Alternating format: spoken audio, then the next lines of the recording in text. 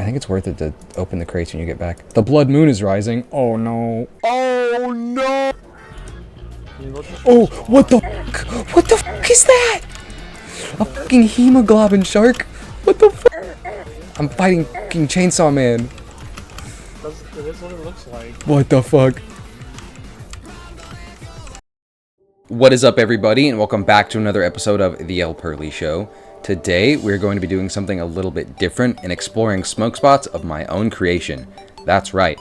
Today, we're going to be going over the smoke spots in my Terraria world. This is going to be over my Vanilla Terraria world, but I am going to start playing Calamity Mod soon, so tune into the stream if that sounds interesting, or if you just like seeing me in pain. I didn't even know Terraria was supposed to be getting an update soon. I just happened to start begging my friends to start playing Terraria with me like a month before the update dropped. We did have to switch worlds like a couple of weeks in, but I'll get to that. For now, we're just going to go over the best smoke spots in Lean World.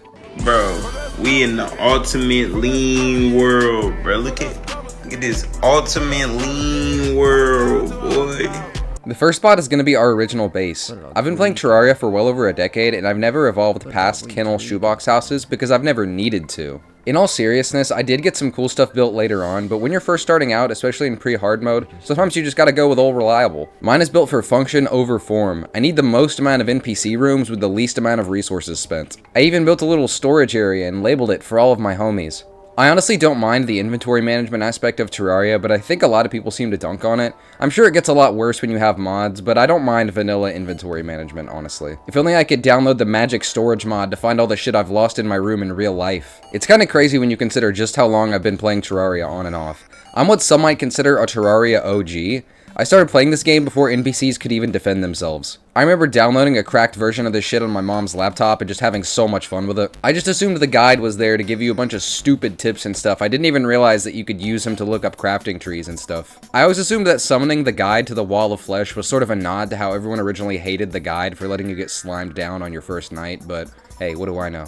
Anyways, the whole point of this rant was to say I've never really been that good at building stuff in Terraria, even though I have been playing it since the Obama administration, so please cut me a little bit of slack on the rest of this video.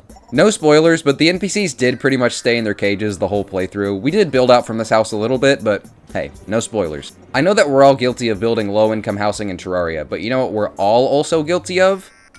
The humble dirt block sky bridge. How else am I supposed to max out my mana? Walk around the ground like a normal person? Fuck off. I don't think I originally had my sky bridge built out of dirt, but I did go back over it later so we could farm blinkroot because I was too stupid to build a blinkroot farm. Imagine sitting up on your sky bridge with the only illumination being the blinkroot and the loud that you're chiefing as you look out onto your base from this very high vantage point. I think the height might make it kind of scary, even if we're discounting the harpies that are gonna be bothering you after about 10 seconds of being up here. Although honestly, once you get some good weapons, harpies are pretty much just target practice.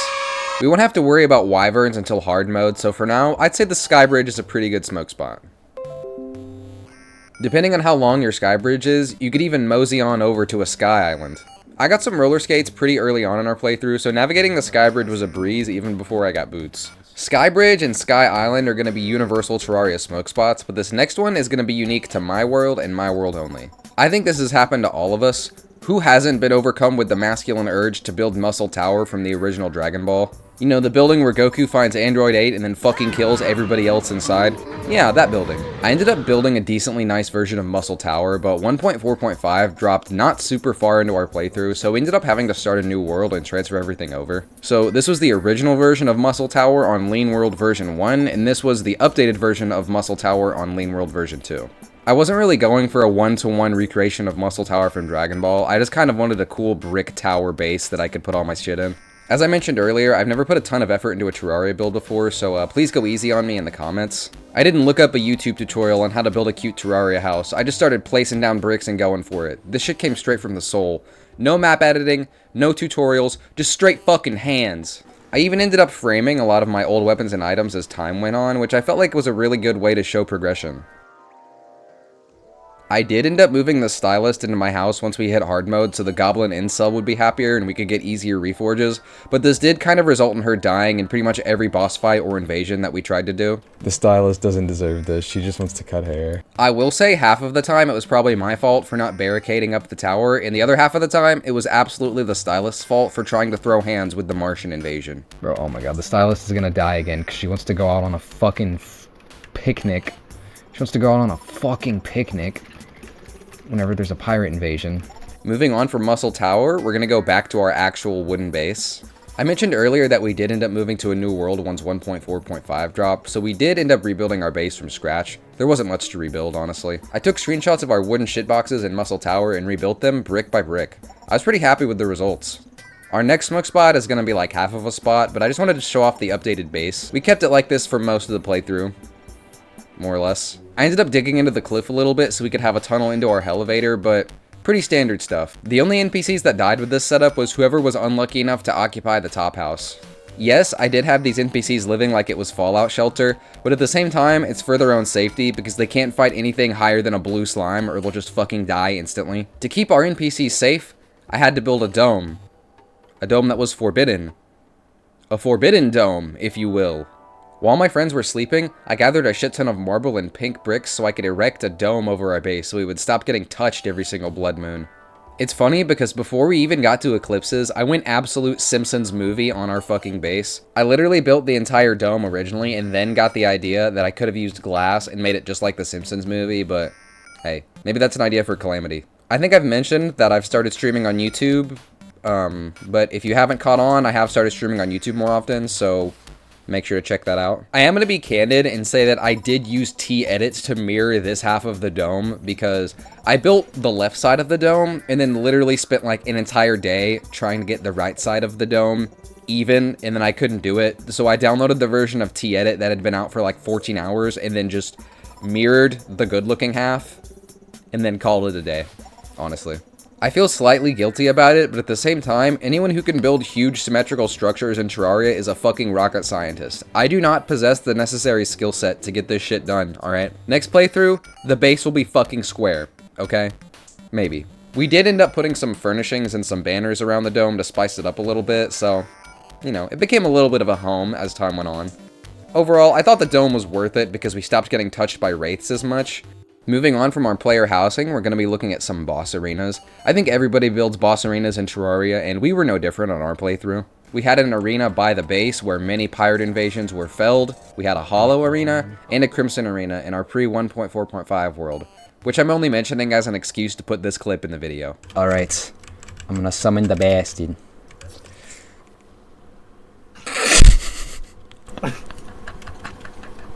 I'm gonna head out for the night, guys. We definitely spent the most time in our arena that was close to base, whether it was fighting Martians, pirate invasions, or actual bosses.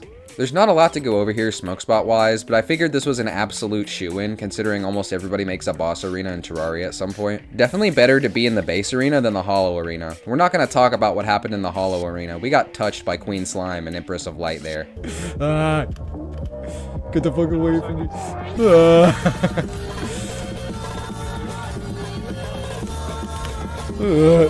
I'm dead. I'm dead as fuck.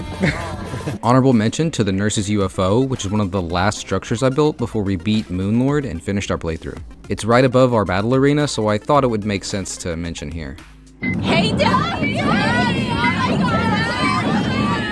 On the mention of the Star Cannon, my beloved, we're going to be going back to the Sky Bridge. I eventually got tired of running across the Sky Bridge for stars, and we already had a blink root farm at this point, so once we got to hard mode, I converted all of the Sky Bridge to a conveyor belt. That way, all of the fallen stars can go directly to the chests at the entrance.